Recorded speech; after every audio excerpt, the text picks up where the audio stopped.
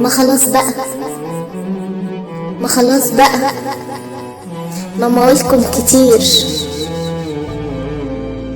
كتر التأجيل، الكل عمل فيها مدير ماشي أمير، والعدل مش ظابطين، والدماغ طايرة فيها عصافير، كل يوم لحن جديد والاستغراب شديد، حصل تخبيط، كل حاجة مش في مكانها الصحيح، والكل حابب بالكسل مفيش فينا لحيح، وفي الاخر الكل عايز يعمل فيها فصيح.